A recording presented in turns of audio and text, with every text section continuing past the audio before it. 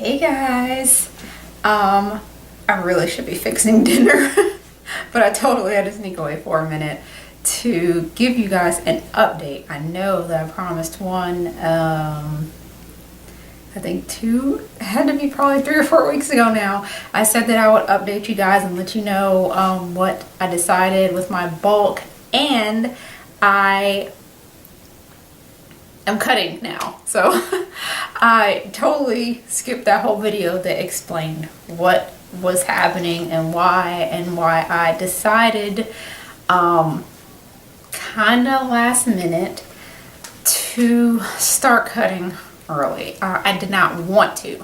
What had happened was I have been begging my husband to take me on an extended vacation, and so he decided to, and it is happening in the month of April, which is almost a month from now. This is the 20th of February, so we are going west for a month, and basically it's going to be a lot warmer there than it is here. I live, you know, southeast, but not very south where it's hot. Like, I'm still wearing sweaters and stuff like that now, but on the west coast that is so not going to be the case. So essentially, in order to fit into the clothes that I would need to fit into, I had to start cutting early. So that's the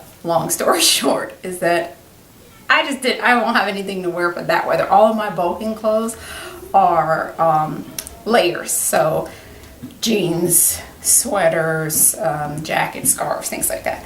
So I made the decision, did not want to. It was very tough for me. I was just gonna push through, and my husband you know, kept hinting, you may want to start cutting in February, you may want to start cutting in February. And he also wanted to cut. He didn't necessarily bulk this year. He was supposed to with me, but he didn't.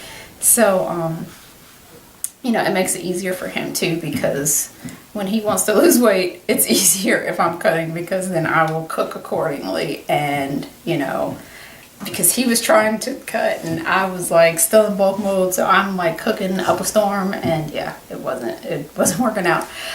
So I made the decision on January 31st that I was going to drop my calories starting, you know, February 1st. I was really up in the air for about a long time. What I decided to do is, because usually I don't like going straight from bulking into cutting, just because it's so drastic, and I don't like, you know, the experience just of how I feel dropping my calories that low, that fast. Even though I don't really go really low, it's just kind of the point of you're eating a lot of food. So even just reducing 100 or 200 calories is like crazy, you know, like you're really hungry. So what I usually do is, when I'm bulking, I drop down to maintenance first and stay there for usually about a month or so, and then go into cutting. So I decided to do that for February, to just drop down to maintenance, because I was still doing STS, I was still in Meso 2, and I wanted to get the full benefits out of it. And when my calories are too low, you know, you just don't have the energy for the lifts. And I was like beast mode in Meso 3 of STS, and I just really was not ready to give that up yet, so I went to maintenance. The other reason is because I like to see if I can reduce just a little bit of calories and maybe lose, because a lot of times my metabolism is increased because of the fact that I've been eating more, so my body kind of, you know, adjusts to keep up, and I'll usually kind of plateau towards the end of my bulk. And if so, then now I'm actually maintaining, which means that those bulk calories are my new maintenance level. So then when I go to cut, I'll drop down to what my old maintenance would have been, and oftentimes I can just cut there. So that's another reason why I call it a pit stop at maintenance before going on into cut. Worked out really well for me last year. Last year I was bulking anywhere from like 2,300, 2,400 calories or something like that. So for my first month and a half of cutting, I dropped to right around like 2,150, 2,000 calories, and I was able to cut there for quite a while. And then I dropped down to maybe like 1950, you know, for another 4 weeks or so. And I think maybe the last 2 weeks, maybe, I was at like maybe 1750 or something like that. So it worked out, you know, so I didn't have to spend, because my actual cut was like 16 something, you know, and I never really had to go that low.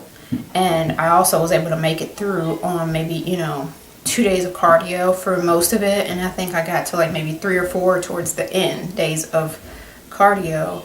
And I was pretty happy with what happened then. And I will actually probably show some pictures here that I took during bulk this time, and some examples from my cut last year. I'm really bad about taking pictures. I hate taking pictures. I really do. I never like the way that I look on camera. I always feel like what I see in the mirror does not translate to the camera, so that kind of like bugs me. And then so I'm famous for like taking pictures and deleting them, and I did that throughout my entire journey. Like, I'm that person who like doesn't have any fat pics, because either I was behind the camera or I was deleting them every time somebody took them. So I'm gonna attach some pictures to this video, which shows how much I love y'all, because I mean, they're really not good pictures. They're just like fuzzy, like self-camera portraits, like, oh, you know, they're horrible. But I'm gonna show you because it's all I got, and you know, they were just snapshots that I took throughout my bulk. I'm gonna attach probably to the end of this video. Let me see what else has been going on. Oh, so I dropped my calories at the beginning of this month. So I'm maybe, let's see, today's the 20th. So I'm maybe 3 weeks in, going into my 3rd week of cut. The first couple of weeks, obviously, you know, it was really it's hard, you know, doing that switch of the calories, but I feel good. I feel good about my cut. The first week I deflated. So, I mean, I was carrying so much, because that Meso 3 of STS is, you know, it's like 6 reps, 6 to 8 reps. Heavy, like 85 to 95% of 1 rep max. So I retained so much water during that phase. And so just going from that and then lowering the calories a little bit and switching to Meso 2 really brought some of that water down. So far, exactly what I expected to happen would happen. The first week is usually like whoosh, you know, all of this water weight, this extra just like fluff that you feel like you've been carrying around forever and that it's never going away, goes away. Not all of it, but like a huge bit of it, you know, the part that really was pushing you over the edge at the end of your bulk kind of goes away and calms your nerves, because towards the end of your bulk, you're really like, oh my gosh, I am just getting fat on purpose. And you really think, like, in your head, you convince yourself that like you've just gained massive amounts of weight. And even like with my bulk, I think I gained a total of 6 pounds maybe, but it felt like so much more, and I convinced myself that it was so much more. And you're telling yourself like, what if this doesn't work? And you know, it's such a mind game. So the first 2, maybe 1 to 2 weeks of cut are usually just a confirmation that it wasn't as bad as she thought. I won't say that I am obviously like skinny or anything. I'm still carrying some of the extra weight. I usually lose like 1 to 3 pounds or so, like, you know, those first couple weeks, and then things will either taper off or what typically happens in my case, and what I see often, is you'll have the whoosh the first couple of weeks, right, where you jump on the scale and it's going back down and you're like, yes, things are going according to plan and I'm just well on my way.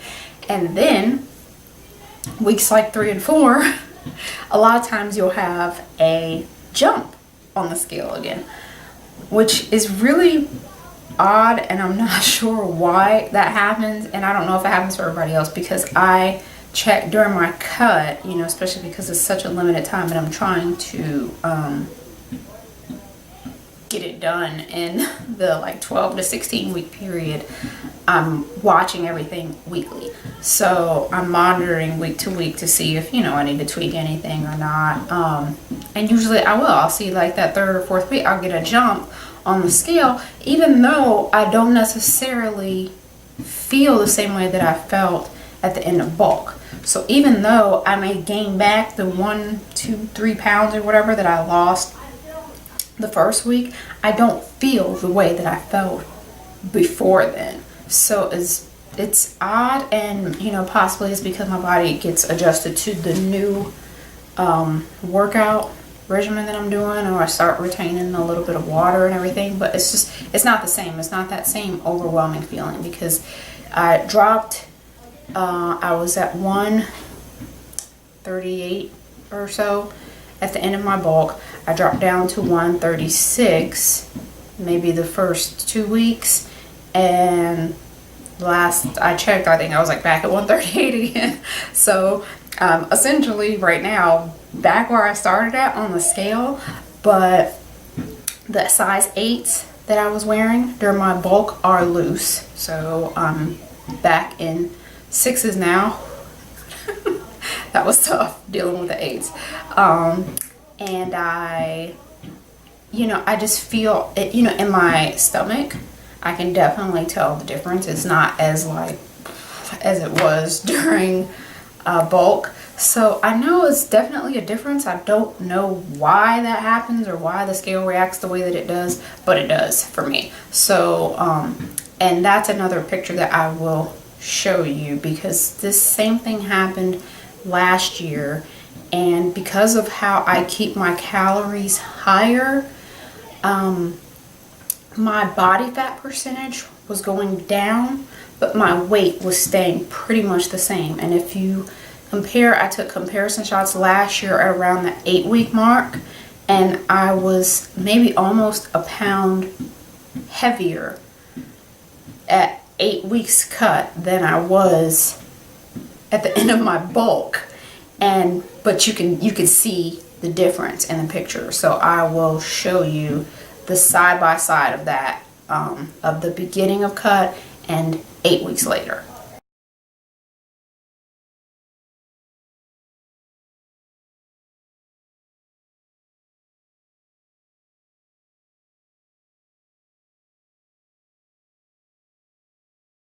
So that's just an example of things that can happen. So if you happen to have been bulking along with me and have started cutting with me, you may notice some of those same things. I wouldn't freak out about it. You know, you really do need to still go by how you feel. Use all the tools to your advantage, but don't let them, you know, control you. Don't let the scale fluctuations, you know, really just beat you down, because they may happen, they may not happen. And especially when you're checking daily or week to week, you'll catch the different fluctuations that are throughout the month. Like I know specifically there is 1 week out of the month where I can get a truer weigh-in, where I can get the number, you know, a little bit lower. So I can't freak out if I weigh at other parts of that month or week or whatever. So if you're going to track daily or weekly, that's something to keep in mind. You know, find your day, your time of the month that is best for you, and go by that day. As long as your body fat percentage is going down, take pictures. As long as things are happening, then, you know, it's not a big deal. And that is why I had to take those pictures last year, because it was kind of freaking me out, because I didn't know what was going on and why my weight was going up. But I a size 6 in one of the pictures and a size 2 in the other. So I mean, does it really matter what the scale said? Because nobody saw that. Everyone could just see that I'm getting smaller. So, you know, it's all good. And I ended up cutting for longer than that, but I, again, didn't even bother taking pictures because once I got back into my old pants, I knew that I was pretty much, you know, doing the right thing. So I did keep cutting for another 4 to 6 weeks or whatever, but I'm just usually too busy living to take pictures of myself. So I'm trying to get better at it. I will try to update more often during my cut. Like I said, I'm about 3 weeks in, maybe. I'm gonna shoot for probably 12 to 16 weeks of cutting. I hate cutting, so hopefully 12, but you know, it depends. Usually I like to go just a little bit beyond where I'm actually happy with myself, because when you adjust and go back to maintenance, you'll get some weight fluctuation as your body adjusts. So usually I try to go a little bit under where I want to be so that when I fluctuate, I'm back to where I want to be, if that makes any sense. So I will try to update weekly. As you see, I'm not in my car for once, so I actually had a chance to run off and do it. My son's basketball tournaments and stuff are starting, so maybe I'll get a car moment in there to get an update next week. But other than that, I will talk to you guys soon.